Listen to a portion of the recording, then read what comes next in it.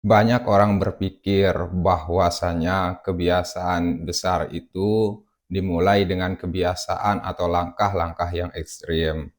Namun, menurut penelitian dan pengalaman banyak orang menunjukkan bahwa sebaliknya, justru kebiasaan-kebiasaan kecil yang dilakukan secara konsisten itulah yang dapat membawa perubahan yang besar dalam hidup kita dalam jangka waktu yang panjang. Dalam 30 hari, kita membangun kebiasaan-kebiasaan yang akan meningkatkan produktivitas kita, entah itu produktivitas kita dan kesehatan mental dan kebahagiaan kita secara signifikan. Pertanyaannya sekarang adalah, mengapa harus 30 hari? Kenapa tidak 1 tahun? Kenapa tidak 3 bulan dan lain sebagainya? Studi menunjukkan bahwa rata-rata manusia itu membutuhkan 21 sampai 66 hari untuk membentuk suatu kebiasaan baru. 30 hari ini adalah waktu yang tepat atau waktu yang cukup untuk membentuk kebiasaan baru yang ingin kita bentuk.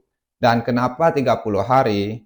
Karena perubahan selama 30 hari ini lebih mudah kita awasi, lebih mudah untuk kita lakukan dan lebih mudah untuk kita evaluasi daripada kita membuat resolusi tahunan di mana seringkali resolusi tahunan itu karena evaluasinya itu sangat lama seringkali gagal untuk kita lakukan. Nah, kira-kira apa saja kebiasaan kecil yang bisa mengubah kita atau yang bisa memberikan dampak yang sangat signifikan dalam hidup kita? Oke, kembali lagi bersama saya Ju. Hari ini kita akan membahas tentang bagaimana kebiasaan kecil itu bisa mengubah hidup kita dalam waktu 30 hari. Yang pertama, bangun 30 menit lebih awal.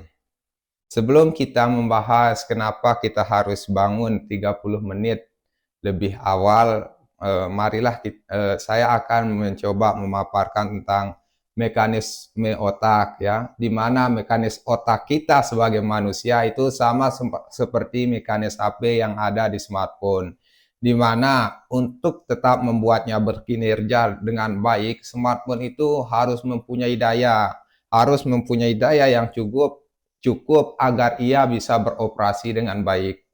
Kenapa? Karena kalau smartphone itu tidak mempunyai daya, maka ia tidak akan bisa berjalan dengan baik. Nah, begitupun otak manusia ya. Otak manusia ini pun untuk membuatnya tetap berkinerja dengan baik, otak ini harus mempunyai daya. Otak ini juga sama seperti smartphone di mana ia mempunyai daya yang sewaktu-waktu bisa berkurang dan habis, tapi bisa diisi ulang. Nah, bagaimana cara kita mengisi ulang daya yang ada di otak kita? Caranya adalah dengan cara mengistirahatkan otak kita, dengan cara tidur. Nah, ketika kita tidur, otak secara otomatis merefreshing dirinya dan mengistirahatkan dirinya sehingga ketika kita bangun, baterai yang ada di otak kita sudah 100% full. Nah, 100% full. Nah, kenapa kita harus bangun 30 menit lebih awal? Karena saat-saat itu ketika kita baru bangun tidur itu otak kita masih refresh, masih segar dan dayanya masih 100%. Nah, karena hal semacam itu kita bisa manfaatkan dengan secara maksimal untuk melakukan suatu kegiatan-kegiatan yang sangat produktif, yang sangat-sangat produktif bagi kita. Karena memang saat itu otak kita masih segar, masih fresh. Salah satu contohnya kita bisa berolahraga, kita bisa belajar, membaca buku, dan lain sebagainya. Karena saat-saat itu adalah saat di mana sesuatu yang kita pelajari itu mudah sekali untuk kita pahami karena memang kondisi otak kita masih bagus. Yang kedua, apa kebiasaan kecil yang bisa kita lakukan dalam 30 hari, yaitu kebiasaan minum air yang cukup. Minum air yang cukup ini sangat bagus, sangat penting, dan sangat bermanfaat untuk tubuh kita. Kenapa? Karena eh, komponen utama dalam tubuh kita itu hampir 60% itu berisi cairan. Nah, oleh karena itu kita selaku manusia itu harus mempunyai cairan yang cukup dengan cara minum. Nah, kenapa? Karena kalau tubuh kita kekurangan cairan, kita akan dehidrasi, di mana dehidrasi ini meningkatkan meningkatkan atau bisa menyebabkan kelelahan, sakit kepala, sulit berkonsentrasi, hingga masalah kulit ya, hingga masalah kulit. Oleh karena itu, sering mungkin pernah kita lihat bahwasanya kulit kita ini kelihatannya kering, tidak sehat dan lain sebagainya. Mungkin itu disebabkan oleh dehidrasi atau kekurangan cairan akibat kita jarang minum. Oleh karena itu, mulai dari sekarang kita harus membiasakan diri kita untuk minum air yang cukup. Kenapa? Karena minum air ini merupakan suatu kebutuhan yang dibutuhkan oleh tubuh kita. Karena apa? Karena dampaknya ini sangat-sangat bagus. Sangat-sangat bagus kalau kita lakukan, baik itu jangka pendek maupun jangka panjang. Dan kalau kita tidak lakukan atau sering kita abaikan, dampaknya ini sangat-sangat merugikan tubuh kita, baik itu jangka pendek maupun jangka panjang. Kemudian yang ketiga, kebiasaan kecil yang bisa kita lakukan dalam 30 hari adalah menulis 5 menit sehari. Ya, tidak banyak, cukup 5 menit sehari saja kita menulis, mencatat dan lain sebagainya. Itu adalah suatu kebiasaan yang bagus, yang bisa kita kembangkan, yang bermanfaat bagi kehidupan kita. Mengapa kita harus menulis? Karena menulis ini adalah suatu kegiatan yang melibatkan banyak organ tubuh kita, entah itu tangan kita, mata kita, maupun otak kita. Oleh karena itu, kebiasaan menulis ini harus kita biasakan. Karena apa? Karena itu adalah salah satu cara kita melatih otak kita agar otak kita ini tetap berpikir secara kritis, serta logis, yang membuat karena kita biasa menulis setiap hari menyebabkan otak kita ini menjadi performanya lebih baik dari biasanya. Kita menjadi orang yang jarang pelupa, kita menjadi orang yang mempunyai pemikiran yang tajam, pemikiran yang sistematis, dan lain sebagainya. Oleh karena itu, kebiasaan ini adalah sangat-sangat kecil, yaitu 5 menit dari waktu kita selama 24 jam, tapi mempunyai manfaat yang sangat baik, terutama untuk otak kita.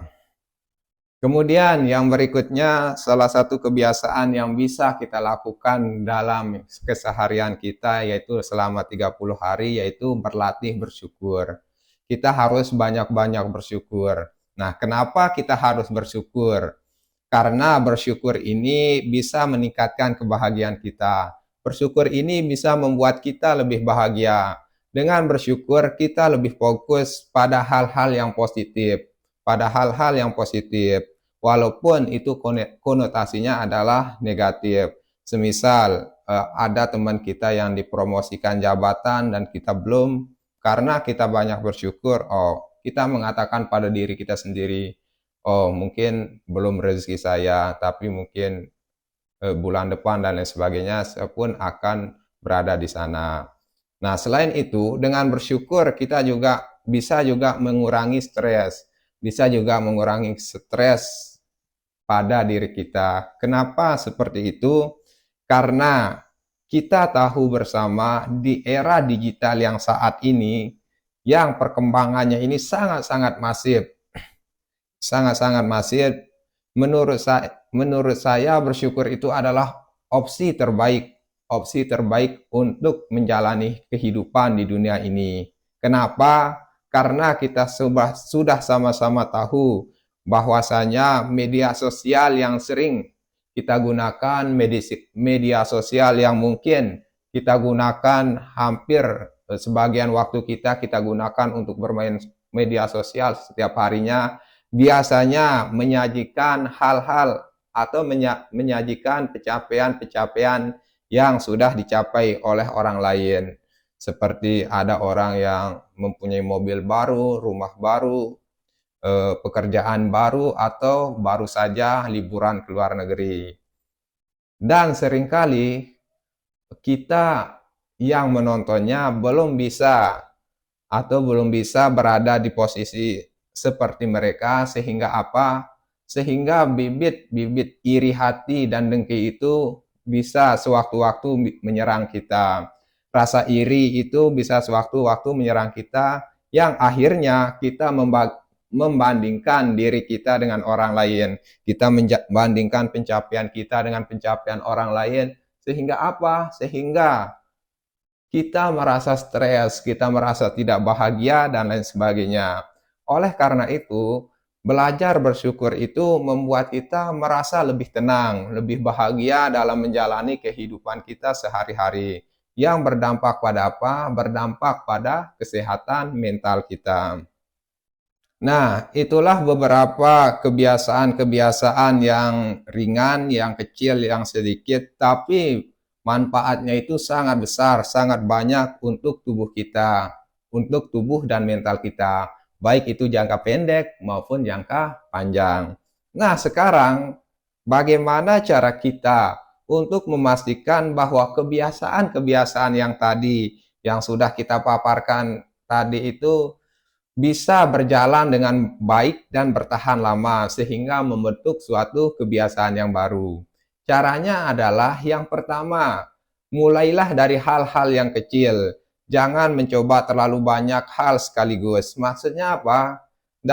Mungkin dari keempat yang tadi sudah kita bahas ini, kita mulai dari satu dulu. Mungkin kita mulai dari minum air yang cukup dulu. Itu dulu yang kita lakukan selama 30 hari. Nah, setelah 30 hari, kalau dirasa kita sudah bisa atau terbiasa minum air yang cukup, sehingga kita tambah ke menulis atau berarti bersyukur dan lain sebagainya. Intinya adalah kita mulai perlahan-lahan, sedikit demi sedikit, ya, untuk membuat kebiasaan itu bertahan lama. Yang kedua adalah karena ini merupakan suatu kebiasaan yang baru yang ingin kita wujudkan atau yang ingin kita bentuk, langkah atau hal-hal yang perlu kita lakukan adalah catat progres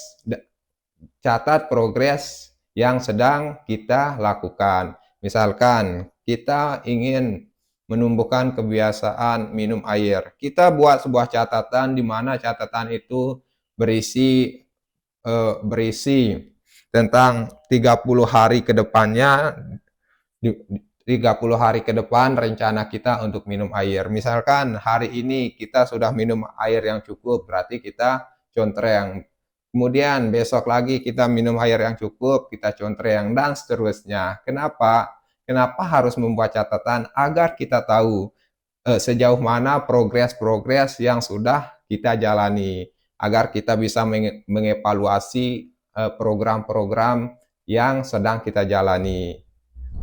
Yang berikutnya adalah cara memastikan bahwa kebiasaan itu akan bertahan lama adalah kita gabungkan kebiasaan baru ini dengan kebiasaan yang lama. Maksudnya apa? Semisal nih, saya ini adalah orangnya sering atau hobi bermain game. Nah, dan saya ingin menumbuhkan kebiasaan minum air yang cukup. Nah, caranya adalah saya gabungkan kebiasaan lama saya dengan kebiasaan baru yang ingin saya terapkan atau yang ingin saya capai. Caranya adalah saya buat program atau saya buat rencana di mana saya mengatakan pada diri saya sendiri dalam program itu, yang berbunyi, sebelum bermain game atau sesudah main game, saya akan minum air terlebih dahulu. Nah, itu ya, kita gabungkan kebiasaan baru dengan kebiasaan lama. Karena apa? Karena itu agar apa? Agar kebiasaan baru itu bisa bertahan lama ya, bertahan lama. Karena apa? Karena ada sudah kebiasaan main game yang mendahulinya. Jadinya begitu besok, lusa dan seterusnya ketika kita bermain game, oh kita ingat, oh sebelum bermain game berarti saya harus minum dan lain sebagainya. Yang berikutnya adalah berikan reward pada diri sendiri. Nah, untuk memastikan suatu kebiasaan itu bertahan lama, caranya adalah kita harus memberikan reward kepada diri kita sendiri. Kenapa? Karena ini adalah suatu kebiasaan yang baru, oleh karena itu kita perlu pemicu atau stimulus yang membuat kita atau yang memberikan kita alasan untuk melakukan kebiasaan-kebiasaan baru itu. Salah satunya adalah dengan cara memberikan reward untuk diri kita sendiri. Rewardnya itu tidak mesti sesuatu hal yang wow, yang megah, yang besar, tapi bisa sesuatu yang sederhana tapi bisa memberikan dampak yang besar bagi kita. Semisal rewardnya adalah ketika saya minum, ketika saya bisa minum air yang cukup satu hari itu, rewardnya adalah saya akan bermain game selama 1 jam. Atau ketika saya bisa menulis 5 menit sehari, rewardnya adalah saya akan jalan-jalan. Atau ketika saya bisa bangun 30 menit setiap lebih awal, rewardnya adalah nanti saya akan beli bakso dan lain sebagainya. Nah, reward ini berfungsi sebagai pengingat atau penyemangat agar suatu kebiasaan itu senang kita lakukan. Nah, oleh karena itu, mengubah hidup itu tidak selalu dimulai dengan langkah-langkah yang besar ya. Kebiasaan kecil yang dilakukan secara konsisten selama 30 hari bisa berdampak yang sangat luar biasa. Bisa berdampak yang sangat luar biasa bagi diri kita, baik itu jangka pendek maupun jangka panjang. Nah, pilihlah salah satu dari kebiasaan-kebiasaan yang sudah tadi kita paparkan. Nah, kemudian kita saksikan atau Anda saksikan sendiri dalam 30 hari, dalam 30 hari Anda akan melihat atau menyaksikan diri Anda menjadi versi yang lebih baik dari sebelumnya.